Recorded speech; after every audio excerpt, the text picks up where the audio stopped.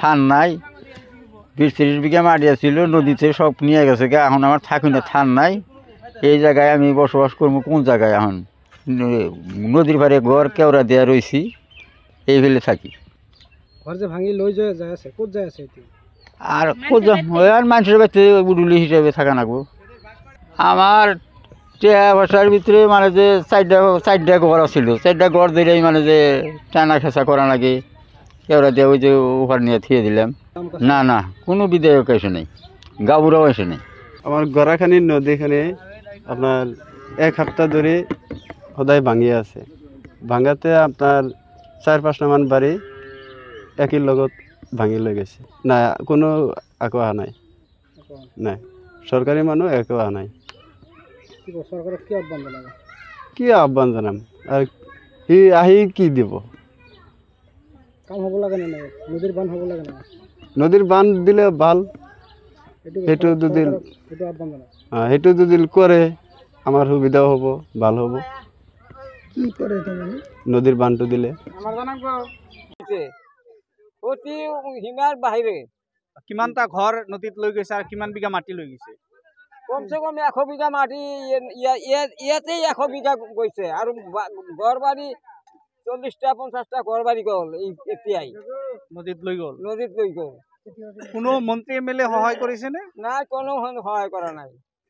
MLA আহিছিল নেকি? নাই, এমএলএ অহা নাই, এমপিও অহা নাই, এমএলএ অহা নাই, কোনো চিন্তা কৰা নাই।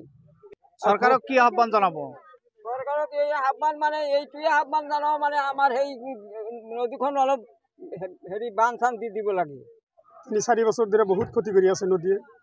এতিয়া অলপ দিন আগতে 15টা ঘৰ ভাঙিলে নদীয়ে। ইয়াতে কোনো অহা নাই, এমএলএও অহা নাই, এমপিও অহা নাই। এমপিটো ভোট লৈ গৈছে আৰু অহাই নাই ইয়াতে। চৰকাৰক এটাই আহ্বান জনাওঁ যে মোৰ ইয়াতে পৰিয়ালখিনিৰ কিবা ব্যৱস্থা কৰি দিয়ক, আৰু নদীখানি যি অৱস্থাৰ কাম সোনকালে কৰিব লাগে। ইয়াত এই মানুহখিনি ক'ত আছে এতিয়া? এতিয়া মানুহখিনি আপোনাৰ সৰগৰু ৰাস্তায় আছে, আৰু বেলেগৰ জাগাই ঠাই লৈছে। আৰু কি মুখ্যমন্ত্ৰীক এটাই আহ্বান জনাওঁ যে হিমন্ত ছাৰে যাতে যেন আমাৰ এই নদী ভাঙাটো চাই অলপ সহায় কৰে অতি সোনকালে। ধান নাই, 20-30 বিঘা মাটি আছিল, নদীতে সব নিয়ে গেছে। এখন আমার থাকি না, ধান নাই। এই জায়গায় আমি বসবাস করবো কোন জায়গায়? এখন নদীর পাড়ে ঘর কেওড়া দেওয়া রয়েছি, এই ফেলে থাকি। ঘর যে ভাঙি লই যায় আছে, কোথায় যায় আছে? আর আর মানুষের বাড়িতে উডুলি হিসেবে থাকা নাগবো। আমার বছরের ভিতরে মানে যে চারটা ঘর ছিল, 4টা ঘর দিলেই মানে যে টানা খেঁচা করা নাকি কেওড়া দিয়ে ওই যে ওভার নিয়ে থিয়ে দিলাম।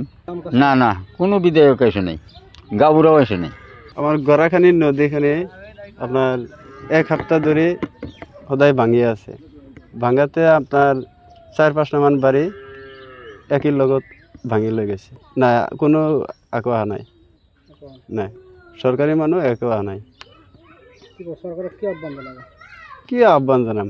আর সি আহি কি দিব? কাম হব লাগে না, নদীর বান হব লাগে না? নদীর বান দিলে ভাল। সেইটো যদি আহ্বান জানাও। সেইটো যদি করে আমার সুবিধাও হব, ভাল হব। কি করে তুমি?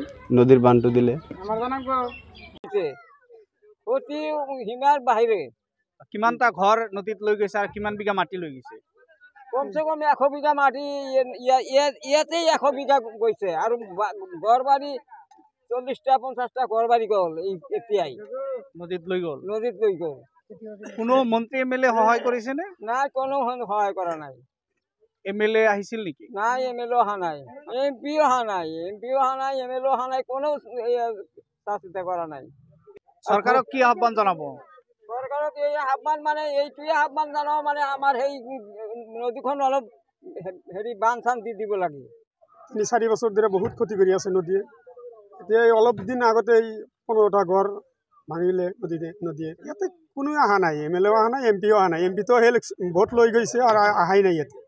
চৰকাৰক এটাই আহ্বান জনাওঁ যে মোৰ ইয়াতে পৰিয়ালখিনিৰ কিবা ব্যৱস্থা কৰি দিয়ক, আৰু নদীখানি যি অৱস্থাৰ কাম সোনকালে কৰিব লাগে। ইয়াত এই মানুহখিনি ক'ত আছে এতিয়া? এতিয়া মানুহখিনি আপোনাৰ সৰগৰু ৰাস্তাই আছে আৰু বেলেগৰ জাগা জাগাই ঠাই লৈছে আৰু কি মুখ্যমন্ত্ৰীক এটাই আহ্বান জনাওঁ যে হিমন্ত ছাৰে যাতে যেন আমাৰ এই নদী ভাঙাটো চাই অলপ সহায় কৰে অতি সোনকালে যিকোনো খবৰৰ বাবে যোগাযোগ কৰক 7099017330 লগতে 7099017110 নম্বৰত।